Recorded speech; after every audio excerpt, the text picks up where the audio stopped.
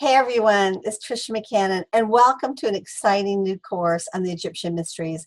I don't know about you, but I have always been fascinated by ancient Egypt, and I think many millions of people around the world have been, and for very good reasons. These mysteries are actually at the heart of all Western civilization, and they are really part of what was known as the perennial wisdom, the wisdom of the ages, and they were taught by the great sages, the great masters of Thoth, Isis, Horus, Osiris, that whole family of really high consciousness beings who loved humanity and who gave us the arts and sciences and brought us this perennial wisdom so that each and every one of us could begin to remember and connect with the divine spirit within us all. This particular class is really going to be amazing. We have the opening modules really about the Philosopher's Stone, which of course was a Middle Ages concept of this hidden elixir, or this hidden stone, or this magical substance that somehow could turn lead into gold. And of course, we're going to be taking a journey in this opening segment about discovering what the Philosopher's Stone actually really was and how it was a key to understanding the great spiritual mysteries.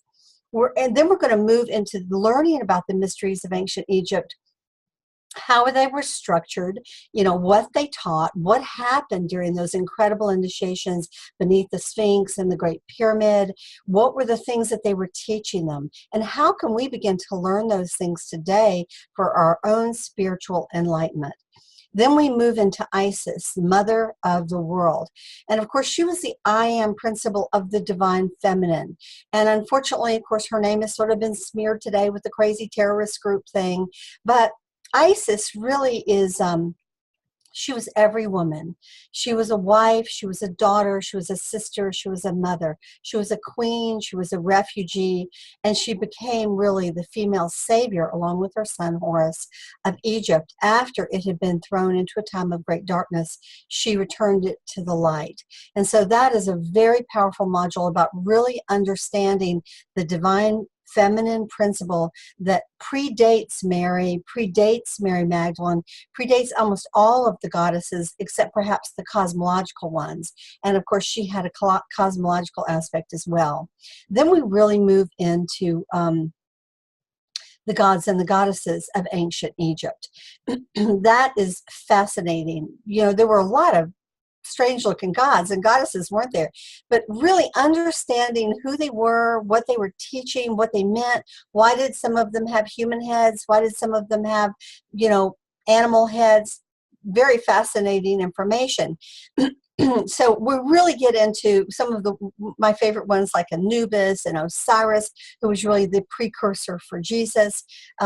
We begin to understand how Egypt was built with the chakra temples literally along the Nile, how the initiations worked, and how they understood the concept of the Trinity long before it came to us in our classical Judeo-Christian Abrahamic religions.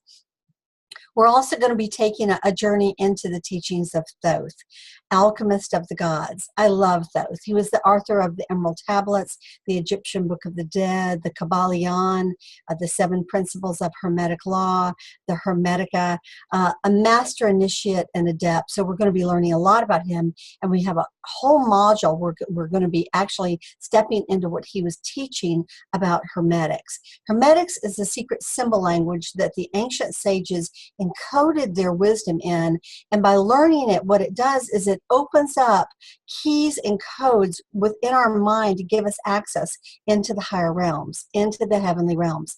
So Hermetics is fun. It's something you're going to find you're going to be excellent at. It's easy to learn, and it'll give you the keys and codes in your meditations, or if you go to museums or libraries or books, to be able to decode the mysteries of the ages in a way that you never have been before. Anyway, I'm obviously very excited about the class. I hope that you'll join us for it. As usual, I teach with incredible PowerPoint presentations. I think you'll love it. And along the way, you're going to take a journey into the greatest mysteries of the ages. So thanks for tuning in. Hope to see you on the other side.